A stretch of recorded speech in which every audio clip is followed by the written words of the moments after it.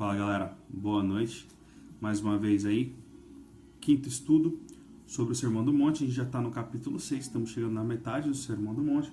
E hoje a gente vai falar sobre 3 aspectos da justiça de Deus também, sobre as práticas da justiça de Deus, que é a esmola, a oração e o jejum. A gente vai entrar no Pai Nosso, a gente vai entrar para falar sobre as obras, se elas devem ser públicas, como que ela deve ser feita, e também a questão das esmolas, como que ela deve ser praticada. Amém? E do jejum também. Então, vamos começar lá, Mateus 6, a partir do versículo 1, ele diz o seguinte, Jesus diz o seguinte: guardai-vos de exercer a vossa justiça diante dos homens, com o fim de serdes vistos por eles. De outra sorte, não tereis galardão junto ao vosso Pai Celeste. O que ele está dizendo aqui é simples, ele está dizendo que eu tenho que me guardar, eu não devo fazer os atos de justiça com o intuito de ser visto. Você lembra que a gente comentou no capítulo anterior, falando que sede vós que resplandeça a vossa luz diante dos homens, para que os homens vejam as tuas obras e glorifiquem o vosso Pai que está no céu. Ali a gente expôs que a obra de Deus ela deve ser pública, porém a intenção ela não deve ser para ser visto, para trazer louvores para si mesmo. Então é aqui que ele quer dizer que nós devemos fazer publicamente, mas nós não devemos buscar enaltecer o nosso nome. Porque se a gente já faz isso, a gente não vai receber a recompensa de Deus. A gente já está recebendo a recompensa dos homens. A gente está fazendo algo para que aquilo gere views, gere publicação, gere compartilhamento. E a partir daquele momento as pessoas começam a me perceber e começam a me agradecer, né, me louvar, e isso já serve como recompensa. Eu não preciso mais receber de Deus.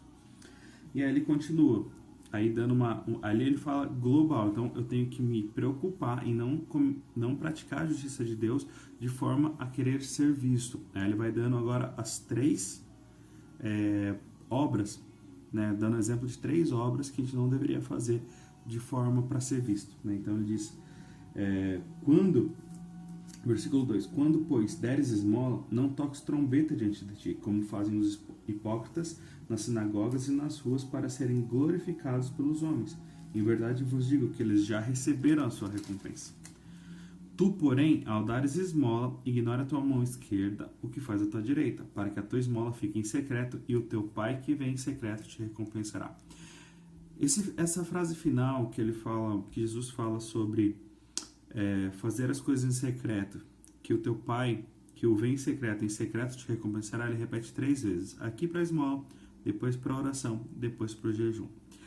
Algo muito interessante, quando ele está falando de esmola aqui, é porque existem 2 lados do cristianismo que são bem distintos. Tem pessoas que acreditam que o importante é fazer o bem.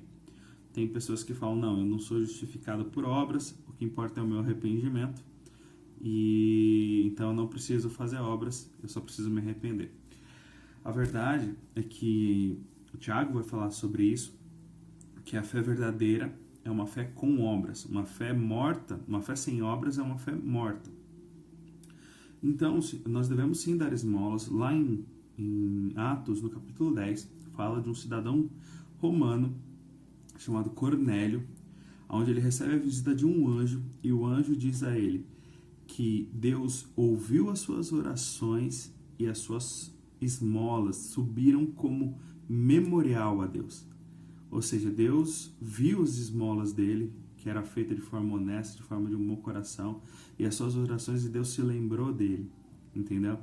Então, algo que a gente deve entender é que as nossas boas ações, as nossas esmolas, é Deus quem reconhece. A gente não deve fazer de forma a atrair os olhares para nós mesmos. Então, é por isso que, inclusive, Jesus muitas vezes faz nos evangelhos, cura, expulsa demônio, pratica os milagres, mas diz para todos, olha, vá e não dizes sobre mim, ou seja, ele fala para não divulgar o nome dele, mas sim se apresenta no templo e cumpre a lei. Ou seja, o que Jesus estava fazendo ali, fazendo as obras e não divulgando o nome dele, era glorificando ao Pai, porque no Antigo Testamento já era definido que pessoas, por exemplo, com lepra, com problemas de pele, caso fossem curadas, deviam se apresentar aos sacerdotes e daquilo glorificar a Deus, porque ali no templo era um momento de entregar oferta, de entregar sacrifício e adorar a Deus. Então o que Jesus falou, naquele momento onde ele praticava os milagres, ele falou, olha, vá ao templo, Então, dando exemplo pra gente. Então, a gente não deve exaltar o nosso nome, deve exaltar o nome de Deus. Mesmo Jesus sendo Deus, naquele momento ele queria nos ensinar muitas coisas. E também porque não era chegada a hora dele, ele não queria publicidade para que ele não viesse a ser crucificado antes da hora, porque ele tinha um momento certo de se entregar por nós. Mas o que eu quero dizer é que ficou ali bem claro que Jesus ele veio para glorificar Deus. A Bíblia diz que todos os milagres de Jesus eram para a glória de Deus. Amém? Inclusive as nossas esmolas, as nossas boas obras, elas devem ser para a glória de Deus, e é por isso que esse é o secreto. É o secreto que eu não quero divulgar para que as pessoas lembrem do meu nome, lembrem do que eu fiz, mas é para a glória de Deus, para que as pessoas vejam as minhas boas obras e glorifiquem ao Pai que está no céu.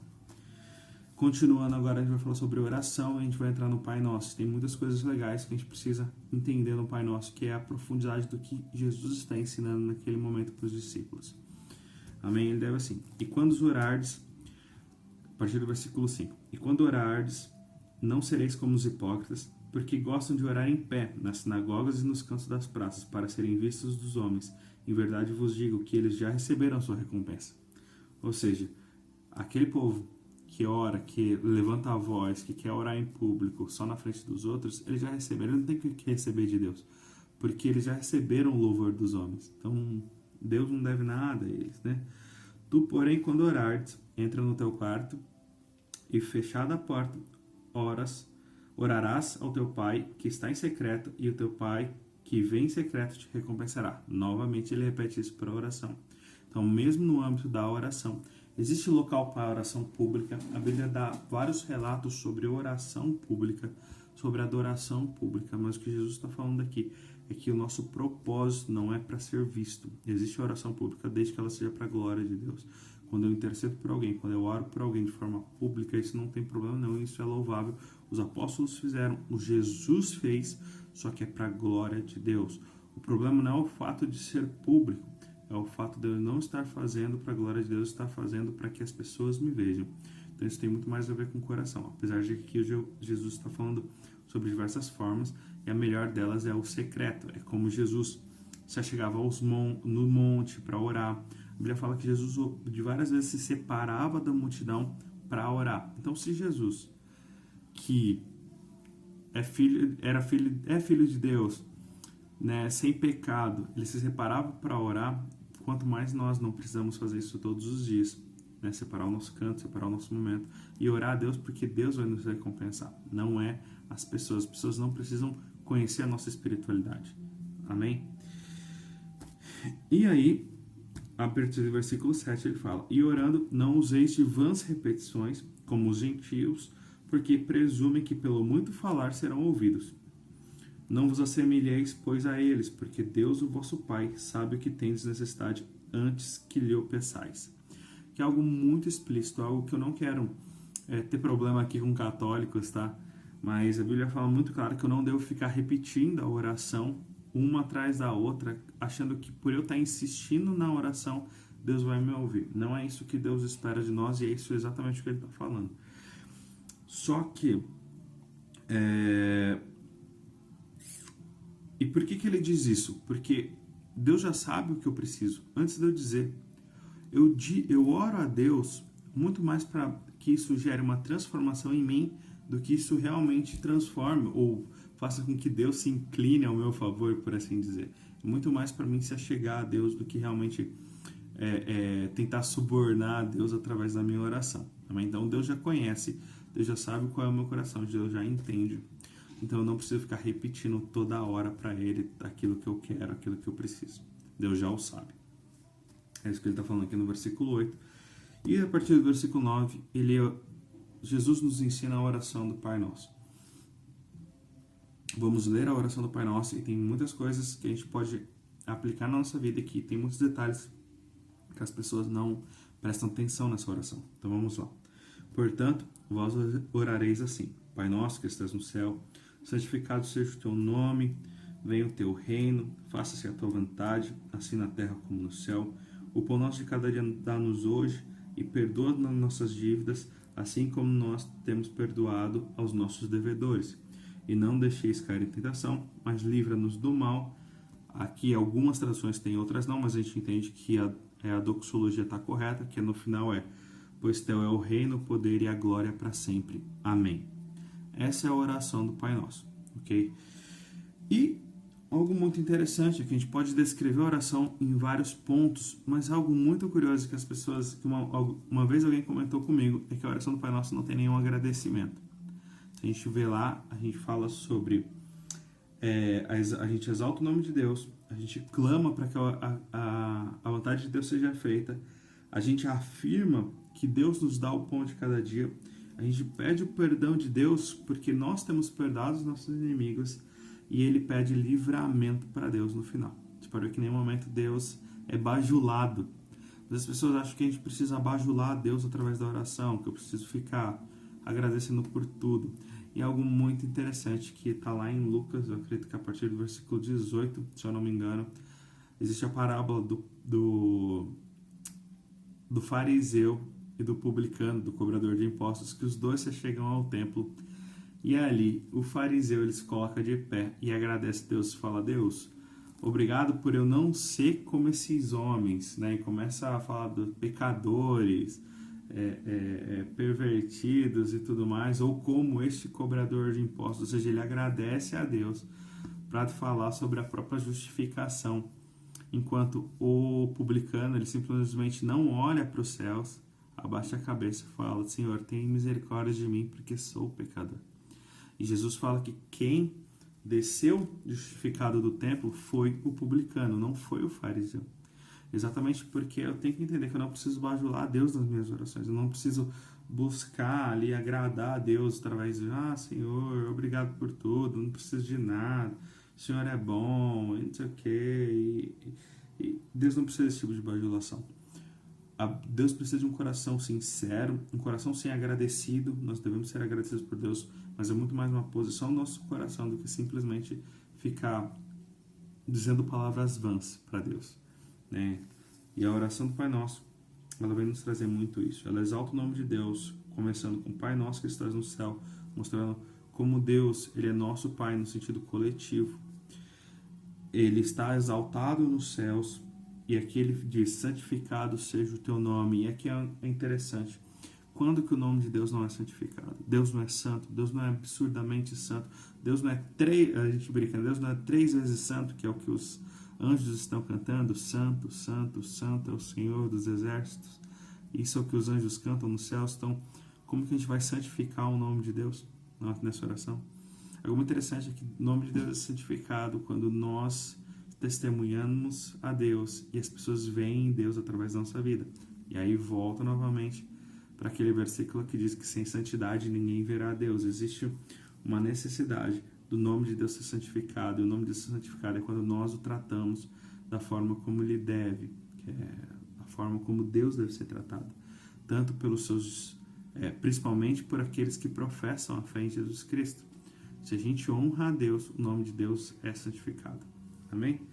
E também a gente clama a Deus e diz: venha o teu reino, faça-se a tua vontade. Você pode ver que eu não estou pedindo nada para Deus, além de que faça a tua vontade, não a minha, igual Jesus orou no Getsemane. Né? Não seja feita a minha vontade, mas a tua. Venha o teu reino, já clamando a era vindoura, o reino de Deus. Se por não ter uma petição para que Deus faça a minha vontade, para que Deus me dê um carro, uma casa, isso não existe, tá? O que Jesus está nos ensinando é que a gente deve clamar a Deus para que seja feita a vontade de Deus, porque Deus é bom, porque a Bíblia já diz que a vontade de Deus é boa, perfeita e agradável. Então, se a vontade de Deus é feita, o que é melhor que pode ser feito vai ser feito. Assim na terra como no céu, ou seja, assim como é feita a vontade de Deus hoje nos céus, que ela aconteça também na terra. O pão nosso de cada dia dá-nos hoje é uma afirmação. Deus já nos dá o pão de hoje, a gente não passa necessidade, né? E perdoa as nossas dívidas. Ou seja, aqui dívida, interessante a gente fazer um paralelo com Lucas, que também tem o Pai Nosso, Lucas 10, não sei se é 10 agora, ele diz que o Senhor perdoa os nossos pecados. É o mesmo paralelo, dívida e pecado, tá? Porque aqui é uma dívida moral que a gente tem para com Deus. E aí ele fala assim: então, perdoa os nossos pecados, assim como nós temos perdoados a quem nos tem ofendido, ou seja, a quem nos deve.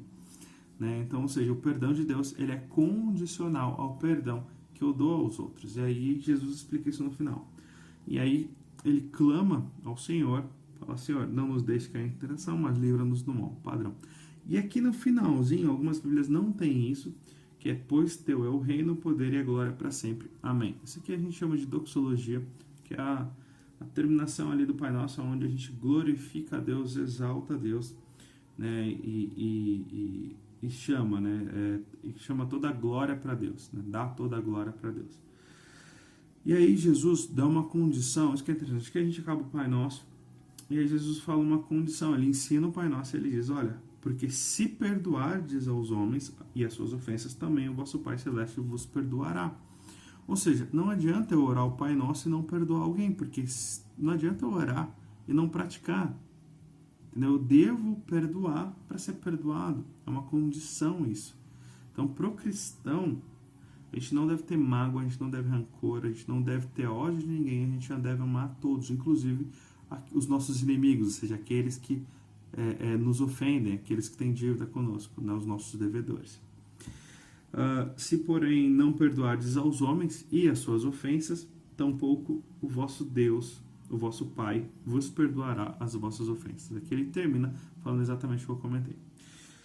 E aí ele fala sobre a prática do jejum. A última ato que a gente deve fazer em secreto. O primeiro é a esmola, o segundo é a oração, o terceiro aqui é: quando jejuardes, não vos mostreis contristados, como os hipócritas, porque desfiguram o rosto com o fim de parecer aos homens que jejuam. Em verdade vos digo que eles já receberam a sua recompensa.